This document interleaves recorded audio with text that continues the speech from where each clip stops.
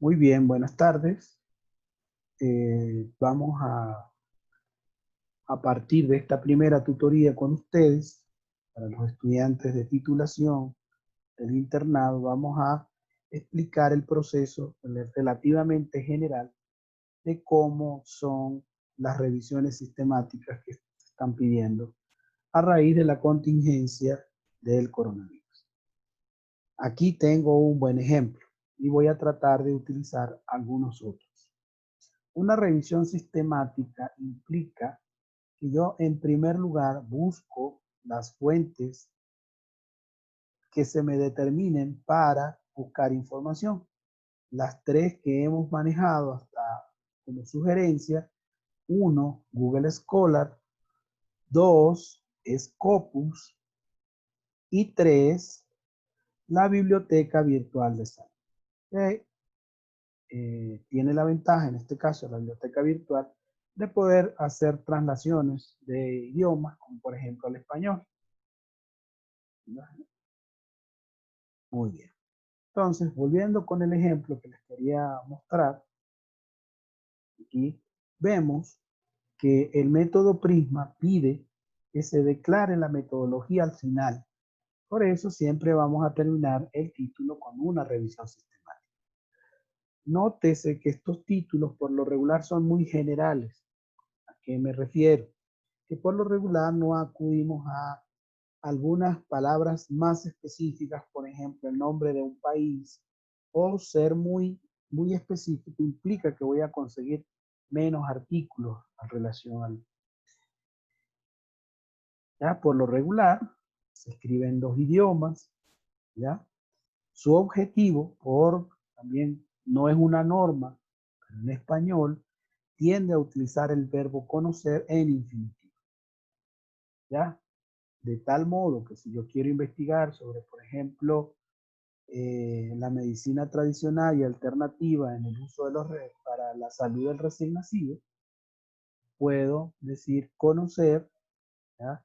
las, la medicina o el uso de la medicina alternativa y tradicional en el recién nacido. ¿Ya?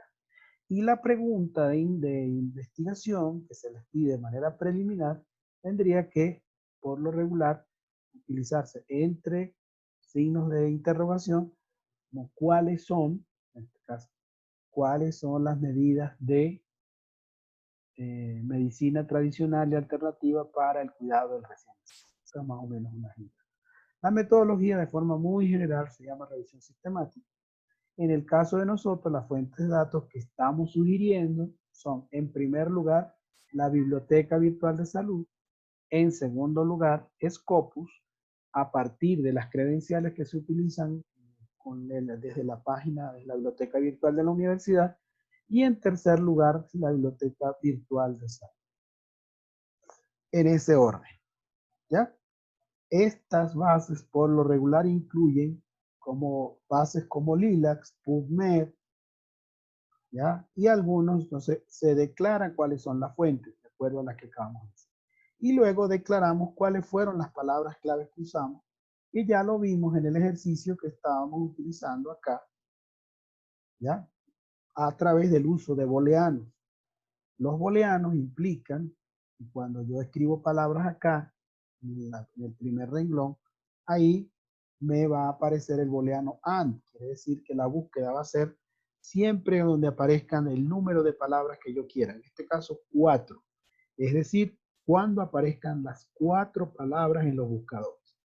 Pero como estamos intentando hacer las búsquedas en inglés, entonces debemos colocar los equivalentes de esta palabra en los segundos recuadros para que podamos, especialmente en Scopus y también en Biblioteca Virtual de Salud, obtener una información más amplia, más actualizada, porque en el caso de la Biblioteca Virtual de Salud, casi siempre los artículos aparecen primero en inglés sin traducción, luego en traducción portugués y finalmente, no en todos los casos, la eh, traducción en español. Esta restricción hace que nosotros intentemos hacer la búsqueda. Volvemos entonces al caso del artículo. ¿ya? También en algún momento, ya cuando yo termino de pasar todos los filtros, quiere decir que voy declarando, como lo voy a mostrar más adelante en alguna parte, debo ir colocando filtros que significa que son palabras o formas de búsqueda, por ejemplo, que solamente sea español en inglés, eso sería en relación al uso de la lengua, que sea de los últimos 5 años con referencia al tiempo, que sean, por ejemplo, textos con documentos completos y no solamente el resumen, que no se dupliquen el título en varias de las bases de datos, por ejemplo, entre otros, ¿ya? Que algunos, a pesar de que tiene los 4 trabajos o las 4 palabras, a veces no corresponden a lo que estamos buscando dentro del objetivo. En este caso, de un universo original que no fue declarado acá, se toma la muestra final o la muestra que es igual a 12. ¿Qué quiere decir eso? Que para sistematizar la información se utilizaron 12 referencias bibliográficas. Pero esto no significa que el documento tenga 12 referencias bibliográficas, porque, como vemos, lo vamos a ver ahora,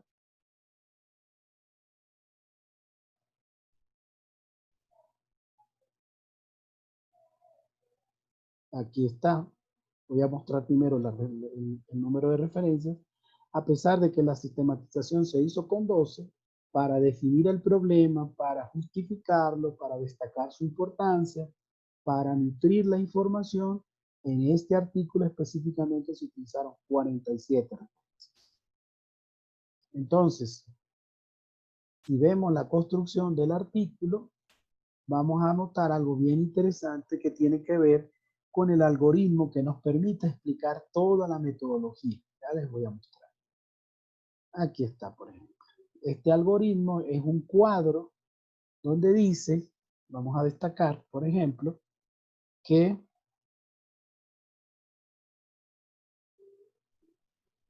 se comenzó con 199 en el recuadro, 1199 referencias.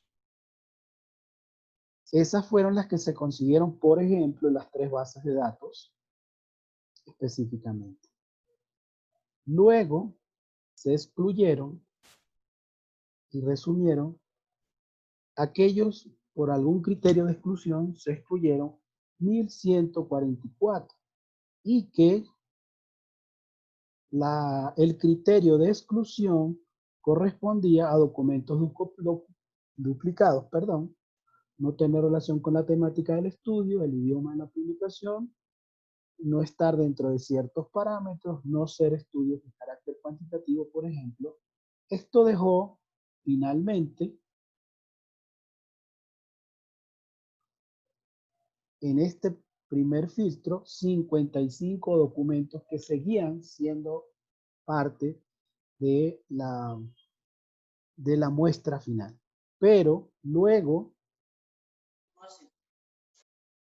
vamos a borrar, luego se hizo otra exclusión utilizando otros filtros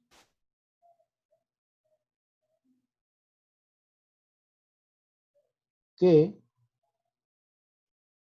podemos destacar acá. Se excluyeron 43 por no tener relación con la temática del estudio, 3 de ellos no utilizar el MBI, es decir, el método específico, 4 por no ser estudios cuantitativos, y cuando se hace una segunda revisión, un segundo tamizaje, finalmente los que terminan respondiendo a todos los criterios de inclusión van a ser 12. Y estos 12 se convierten entonces en la muestra final. Repito, esto no quiere decir que son solo los que se van a tomar como referencia bibliográfica. Este es el esquema o algoritmo.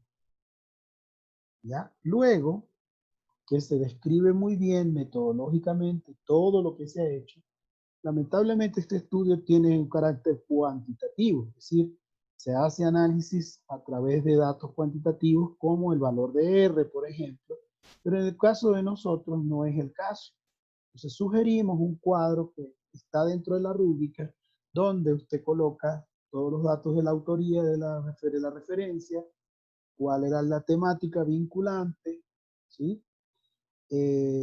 Sobre qué elemento de la discusión podría aportar, cuáles son los resultados de esa investigación y más o menos cuál es el aporte que cree el investigador que puede tener. Eso lo tienen ustedes dentro como una matriz que permite sistematizar esta información. ¿Ya? Entonces, es un cuadro similar a este, pero solo que es con contenido. Por favor, ayúdenme con apagar el... Luego que se hace esta sistematización, es un trabajo largo, es un trabajo importante, que es bueno que vayamos realizando día con día. Aclaramos cuáles son las medidas que se están utilizando, pero en nuestro caso no son medidas cuantitativas, tiene que ver con categorías de contenido. Por ejemplo, un estudio sobre medicina tradicional dice, por ejemplo, que las plantas medicinales más utilizadas son determinadas. Otro estudio dice que no son esas, son otras. Eso depende de la cultura de cada pueblo. Se voy describiendo y dándome cuenta 4 cosas. 1, cuáles son las coincidencias entre esos estudios. 2, cuáles son las divergencias. 3, cuáles son las diferencias entre ellos.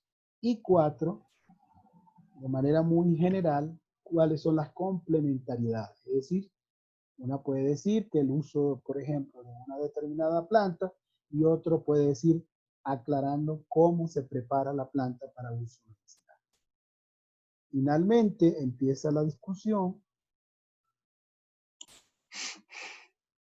que tenemos más abajo, la discusión que es a partir de esa matriz que les estoy comentando, nos vamos dando cuenta. De nuevo voy redactando dónde están las similitudes y citando las referencias que tengo, ¿ya? Si es necesario, utilizo tabla resumen. Y en la discusión voy a utilizar entonces ese ya de manera redactada, o de manera de párrafo, de prosa, voy a describir con la mejor perfección que pueda, entonces, que conseguí en estos 4 elementos mencionados. Están siempre tomando en cuenta que son referencias de autores.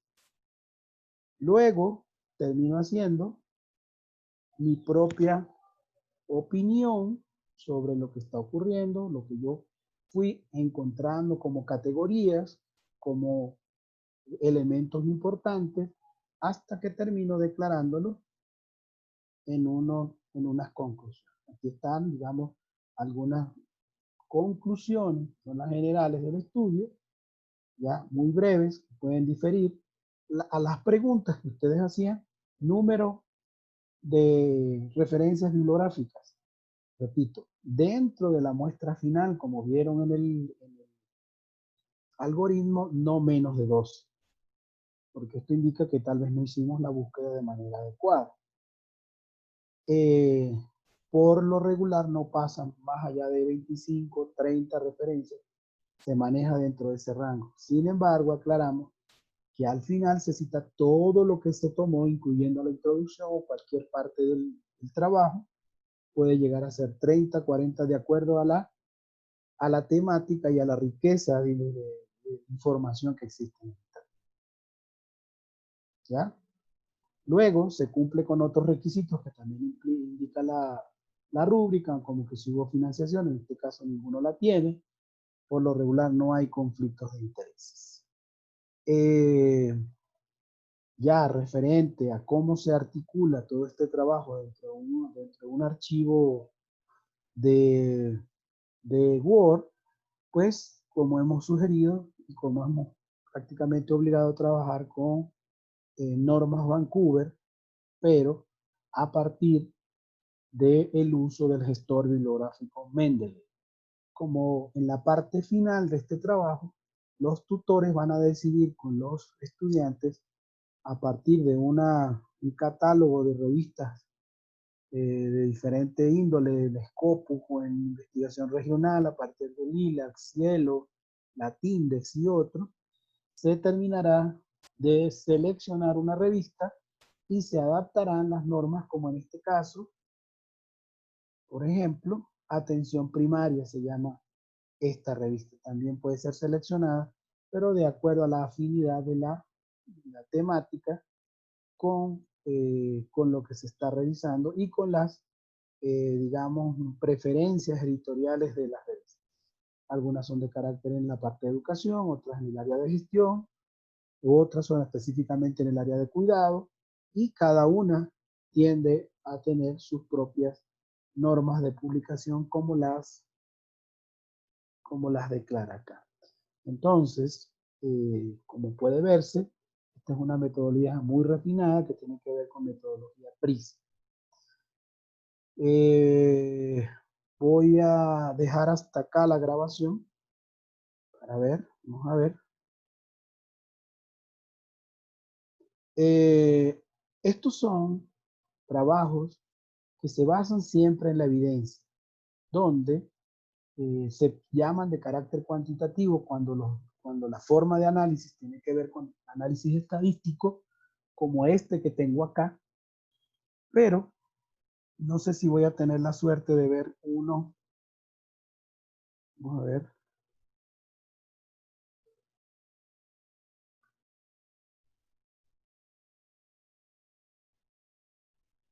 No sé si voy a tener la posibilidad de ver uno que sea de carácter cualitativo. No estamos hablando aquí de si es subjetivo o objetivo. Todas estas revisiones son de carácter objetivo porque parten de la evidencia que se tiene en el área. Entonces, el nivel de subjetividad en ningún caso acá es permitido, porque todas las situaciones concluyentes tienen que ver eh, con que se deriven. No puedo decir algo que no pueda sustentar en la revisión. Aquí volvemos a ver un ejemplo similar. Fíjense, lo mismo. Vean cómo es consistente todo el tiempo. Voy a dejar un ratito para el video, ¿ya? Está. De hecho, este declara una forma de revisión, que es el Strobe, que también se utiliza, y el Casper, y terminan obteniendo 21. Y en una tabla, vamos a ver si accedemos a alguna. ¿Ven? Entonces aquí se va viendo la relación de lo que fueron encontrando con los diagnósticos enfermeros.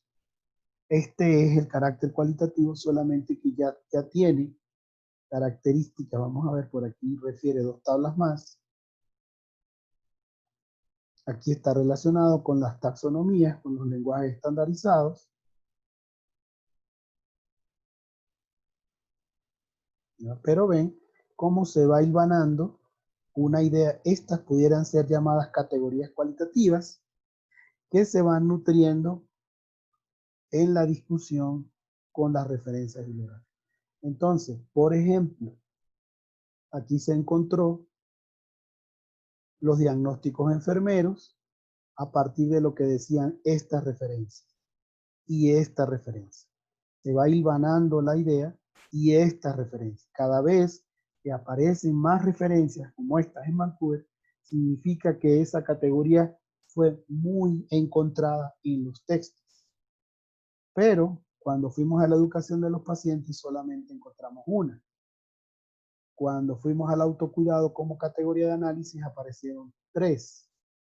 Y así esta sería otra categoría de análisis, esta sería otra categoría de análisis, basado siempre sobre los 21 documentos. Sin embargo, a pesar, aquí entonces aparecen las conclusiones, ya voy a leer los comentarios, estas son abstracciones, son reflexiones de la persona que está haciendo la investigación en función a la revisión esta. Ya ahí habían 5 o 6 categorías. Sobre cada una de esas categorías, ¿ven?